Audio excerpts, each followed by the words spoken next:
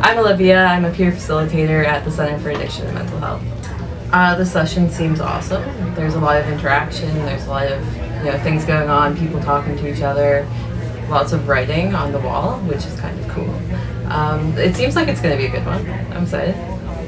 I think there's always value in coming together and meeting with your peers, especially student to student or service provider and student, because you get all of these different perspectives all in the same room. So you get to hear kind of maybe something that you've thought of, but you never really thought it was so valid until you heard it from someone else.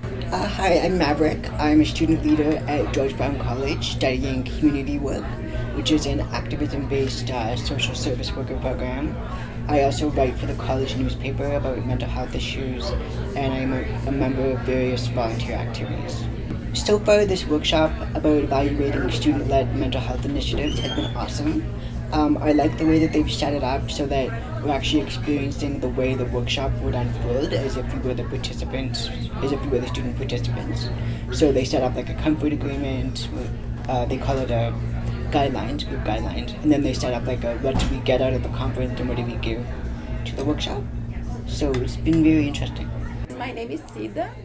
I am a student at the University of Waterloo, and I am in the BSW program. So I am doing my placement there too on a student support role. It has been really good. It's been really nice to be here and just hear other people talking about the same things. It sometimes feels like you're speaking a different language, even though I do speak another language. But when they talk about mental health, especially awareness of mental health, it sounds so irrelevant to a lot of people who are not actually in this field and seeking to promote awareness. So it's really good to hear other people speaking your language that way. I'm receiving some practical strategies, like I'm learning ways to actually engage people in a way that they don't feel like more pressure. Because you try to involve the students and they always feel like you're adding something to their plate and they have some better things to do with their time. But once you start actually promoting awareness, then you can start engaging them. And they are giving me here a lot of practical tips and strategies, and I think I'm really going to be able to, I'm actually, even though this is just starting, I'm already actually eager to go back and try to start applying what I'm going to learn and I am learning here. So my name is Karen Choley, and I am the manager of accessible learning at Sheridan College. I've actually been very impressed so far. My PhD is in curriculum teaching and learning, and I teach teacher candidates about curriculum theory and curriculum design. So when I look at this session today, I look at it in terms of teaching and learning, and it's ticked all the boxes for me in terms of best practices for engagement, for levels of activity, of engaging the physical part of getting up and moving around. In terms of curriculum theory, it's very democratic, and it's student citizenship, and again, from a perspective of curriculum design, it is that the philosophy behind it is engaging everybody that's in the room, getting them to not just participate, but take ownership of the morning, of the day, of what's happening. So it's not 4 people are coming in, they're experts, and they will tell us how to do it. It's let's get everyone involved, have their input, and then we'll change as it develops. And this is how you develop citizenship in people. This is how you break down the power structures. And this is what I think this session has excelled at, and these leaders have excelled at, and I want them to know that they've done a fantastic job, and I hope they do more of it. So my name is Camille Hanesking, and I'm from Humber College. I think the organizing of this event was incredible. It's wonderful to have all of us coming together from the various campuses, and my overall impression of the event is great. I think it's fantastic to be here and to get this background on DBT. So my name is Cassie Smith, and I'm a counselor at the University of Waterloo. I work for counseling and psychological services there, specifically in the Faculty of Engineering. So my overall impression so far is actually it's really great to be in a room full of my colleagues at different campuses. Oftentimes we learn about therapeutic techniques and always trying to modify and adapt them to a campus setting. So the questions that my peers are asking are really relevant to the work that I do. And the topic's very relevant as well. We see a lot of students in crisis, and that's usually some of the most challenging cases that we have to deal with. So it's nice to have a seminar that really addresses that. It'll help me in my day-to-day work. Basically, our caseload, really a lot of the clients that we see in crisis, it's probably about 2 to 3% of our caseload, but it really consumes about 80 to 90% of our energy a lot of the time. And so a lot of the things that we're learning today won't necessarily apply to every person, but it's really, really important because those clients that it does apply to is basically going to be essential to helping them. So, my name is Sue Ting Teo. I'm the Director of Student Health and Wellness at Ryerson University. So for the Flourishing Campuses, is it Flourishing Campuses? Yeah, it's the Flourishing Campuses, the summit put on by Center of Innovation for Campus Mental Health. Really happy that it's happening. So I've spent a whole day with colleagues already looking at accommodations in mental health and connecting with health and counseling and accessibility folks from across the province. And I'm really looking forward to tomorrow. They have a lot of jam-packed sessions, and we're getting such good responses from people who are attending already. They're really excited and impressed by what they're seeing, and they're hoping that it'll continue, because I think the topics are very timely. It's really, the center's done a really good job and a lot of hard work to make sure that the sessions speak to the attendees, that it's not just something that sounds nice, but is actually what people really need on the ground. And I think that's fabulous, and I hope that people will get a lot out of tomorrow and today, of course. My name is Adrienne Left. I'm the Mental Health Student Support Coordinator at Laurier. So I act as a case manager. I also support students in peer-to-peer initiatives on campus to reduce stigma.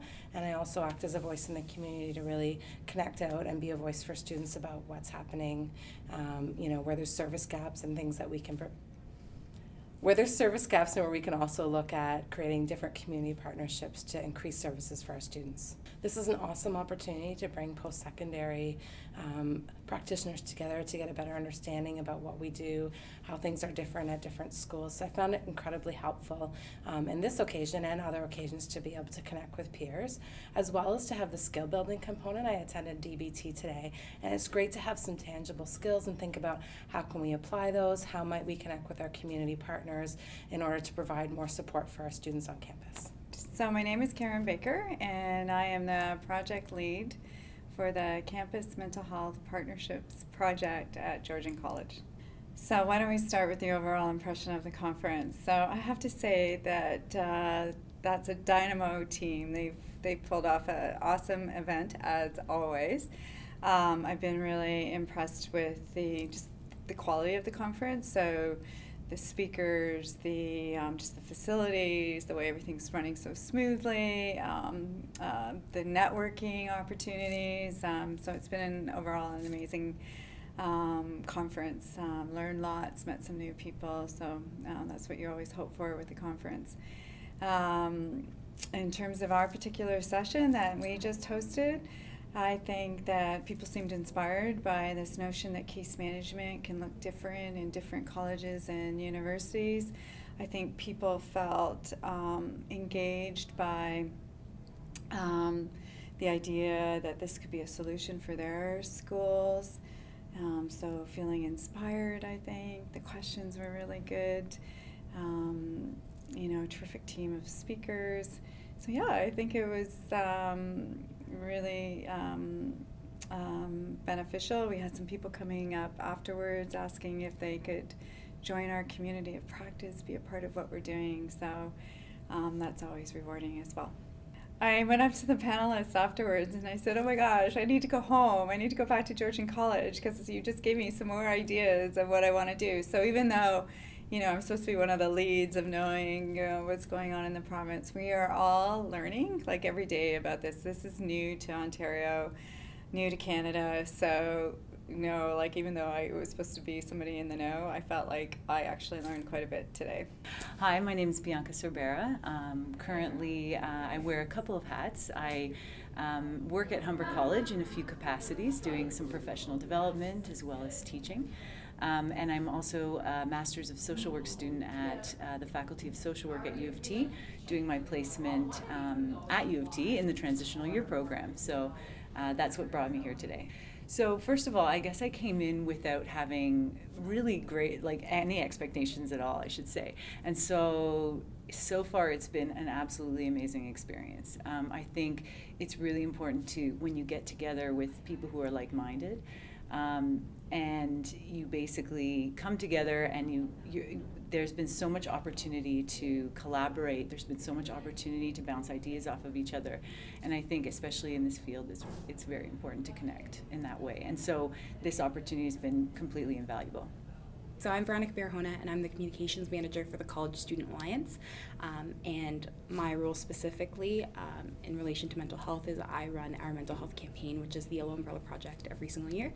And that's the third year that we've been running it. So yeah, I think that it's given us a lot of information for future campaigns. I actually texted one of my coworkers being like, I have an idea for next year, and we're actually rebranding it a little bit and coming up with a better communication strategy. So it's, like I said, 3 years old. We learned a lot. We're not mental health practitioners. We don't have that background. I went to school for comms and marketing, so that's not where my area of expertise is. So I got a lot of information from a lot of people, and people that I've met that will probably help us out with that. So my name is Charles Shee. I'm the president of the Northern College Student Association at Timmins campus up in Timmins.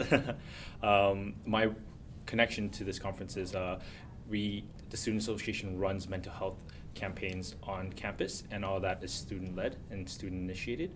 So I'm here to learn more about mental health and learn ways of better doing campaigns. My overall impression that it's been really great.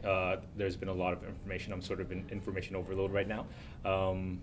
I think CICMH runs a really great conference or the event, because you have options to choose what sessions work the best for you and what is most beneficial, so you're not just sitting through things that are irrelevant. So this session helped me gain new information, make new connections. This way I can bring back to the rest of my student government. This way we can share information. I can teach them what I've learned, especially from a Corey new way of approaching mental health, mental well-being. And the connections I've made are very, very valuable. So then this way we can reach out to other organizations and draw on their strengths and resources. So my name's Shane Malcolm. I'm the president of the Niagara College Student Association. So my role there is just basically overseeing the entire organization, and part of what we do is the mental health campaign, which we run jointly through the College Students Alliance. Overall, it definitely surprised me being in student government and knowing that it's a smaller piece of the larger thing that we do. I was definitely apprehensive in terms of how much value I thought I would be getting out of it, I was pleasantly surprised. Every single session that I went to, there was a lot more to be gained than I would have anticipated, just because I just felt like fish out of water kind of thing. But between the panelists or all the discussions around the table and questions, it definitely gave me a lot more to take back to my board. So the good thing about the sessions that I picked and the sessions that I've been privy to is I was trying to find those direct connections between just student government and what we try to do in terms of engaging wellness on a holistic level for students. And there were so many things, whether fresh ideas, different perspectives, and different things that I would not have been thinking about otherwise. Again, we're not experts in the field, so it's good to hear other people that live and breathe this on a day-to-day basis kind of give their insights and feedback. So I'm just, I'm a sponge at this point, kind of taking everything in with my big notepad, trying to condense this into something meaningful for my board. Definitely invaluable. Again, not a subject matter expert, so it's good when you're around people that are in peer services, that are doing different initiatives at different campuses. just spotlight moments that you would never be thinking about, and you see those interconnections between what you could be doing, what's currently lacking, or different ways or different approaches to what you may be thinking about, and how to go about making your own efforts that you may have in your own head a little bit better for the students that we serve. So it's definitely good, and definitely got a lot of context out of the experience as well. I'm Mandy Robertson. I'm a professional counselor at the University of Ottawa Counseling and Coaching Service.